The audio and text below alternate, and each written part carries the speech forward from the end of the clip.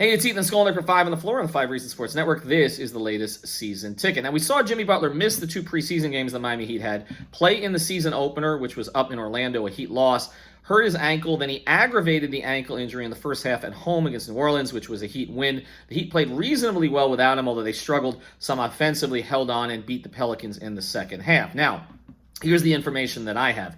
Well, the first was public, and the Miami Heat have listed Jimmy Butler as doubtful for the first end of a back-to-back at home against Milwaukee. So I don't think you're going to see him in the first game, but I also don't think you're going to see him in the second game on the 30th also. I've heard from a couple of sources now that Jimmy wants to rest the ankle a little bit. The Heat want him to rest the ankle. It's early in the season. This is not considered a serious long-term problem, but it's not something that they want to aggravate at this point. So now the question becomes, okay, who starts in his place? We already saw his starting lineup change, one that I thought they would actually keep for the next game because Milwaukee, like New Orleans, plays big. Giannis is at the 4. Brook Lopez is at the 5. They have Chris Middleton playing the 3. I anticipated that it was likely that Myers Leonard would continue to start in this game instead of Mo Harkless, but could Mo Harkless now have a role without Jimmy Butler playing? Because Harkless was the guy inserted as the 10th guy in the last game after Jimmy went out. Now, I know what Heat fans want to know. You've seen a lot of Precious Achiuwa. He's been dynamic in the first 2 games. He will stay in the rotation. Will we now see KZ Okpala, particularly because Mo Harkless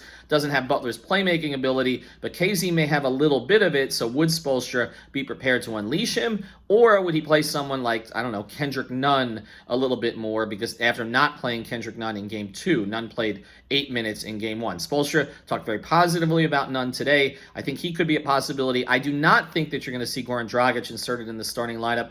I think that Spoelstra wants to keep the bench unit intact with Dragic as the primary playmaker there. He'll play a lot of minutes, but I wouldn't anticipate that he would start. A lot of this is going to fall on Tyler Herro. He's got to be better than he was in the first 2 games. It seems like the trade rumors are getting to him. Now he's playing against a team he knows well, his hometown team, the Milwaukee Bucks, in this back-to-back. Of course, he played well against them in the postseason, and a lot of people up there weren't happy with him to begin with because he decided to go to Kentucky instead of Wisconsin.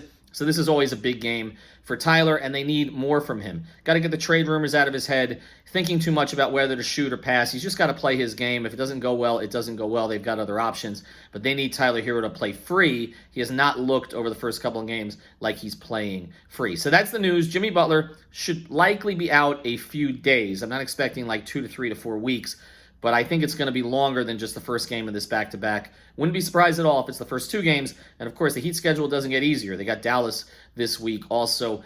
They will be fortunate, I think, if they can get to 5-5 through 10 games, get this thing settled, and then kind of move forward. Because the early schedule was rough, and now you got an injury to one of your 2 max players. Ethan Skolnick for 5 on the Floor, season ticket, 5 Reasons Sports Network.